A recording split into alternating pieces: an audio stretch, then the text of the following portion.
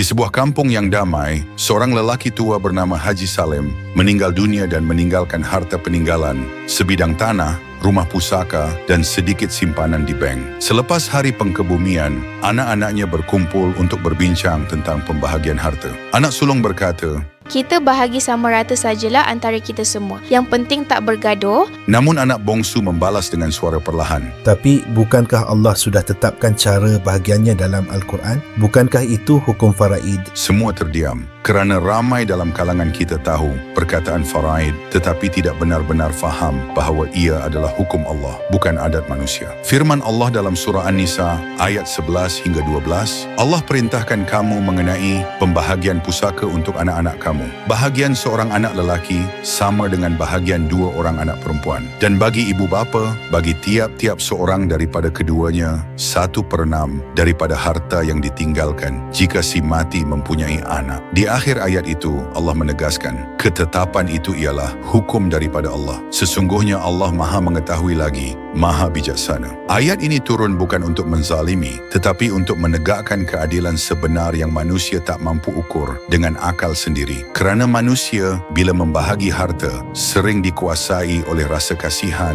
dendam atau keinginan. Namun Allah membahagikan dengan ilmu dan hikmah. Rasulullah SAW pernah bersabda dalam hadis riwayat Ibnu Majah, pelajarilah ilmu faraid dan ajarkanlah ia kepada orang lain, kerana ia adalah separuh daripada ilmu dan akan dilupakan. Ia adalah ilmu pertama yang akan dicabut daripada umatku. Hadis ini menunjukkan betapa pentingnya faraid, kerana bila ia hilang dari masyarakat, hilanglah keadilan dalam harta warisan. Zaman kini, ramai menganggap faraid menyusahkan. Ada yang berkata, kalau ikut faraid, harta kena pecah banyak, rugi. Ada juga yang berkata, kita bahagi sama rata sajalah, senang. Tapi tidakkah kita takut bila menolak hukum Allah dengan alasan duniawi? Firman Allah dalam surah An-Nisa ayat 13-14, barang siapa taat kepada Allah dan Rasulnya dan mengerjakan hukum-hukumnya termasuk faraid, nescaya Allah memasukkannya ke dalam syurga yang mengalir di bawahnya sungai-sungai, kekal di dalamnya. Dan barang siapa yang derhaka kepada Allah dan Rasulnya serta melanggar hukum-hukumnya, nescaya Allah memasukkannya ke dalam neraka, kekal di dalamnya, dan baginya azab yang menghinakan. Lihatlah betapa tegasnya ayat ini. Faraid bukan perkara kecil.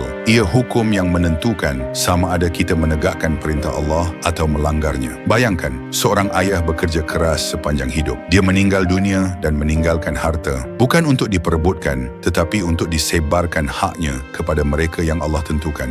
Ibu mendapat bahagiannya, isteri mendapat bahagiannya, anak lelaki dan anak perempuan pun mendapat bahagian mereka. Inilah sistem ilahi, tiada siapa terpinggir, tiada siapa dizalimi. Bahkan dalam sejarah Islam, para sahabat Rasulullah SAW sangat berhati-hati dalam hal pusaka. Mereka tidak akan mengagihkan 1 dirham pun sebelum memastikan setiap waris dikenal pasti dan hukum faraid ditunaikan. Kerana mereka faham, menahan hak pusaka seseorang tanpa sebab adalah satu kezaliman yang berat di sisi Allah. Maka wahai saudaraku, jika kita benar-benar ingin mencari keberkatan harta, tegakkanlah faraid. Jangan biarkan emosi dan keinginan mengatasi hukum Tuhan. Kerana harta yang diagihkan dengan cara Allah akan menjadi berkat dan membawa ketenangan. Tetapi harta yang dibahagi mengikut nafsu akan menjadi fitnah dan membawa perpecahan. Akhirnya, ingatlah pesan ini. Faraid bukan sekadar kiraan matematik, tapi ia adalah neraca keadilan Allah di bumi. Selagi umat Islam menegakkan faraid,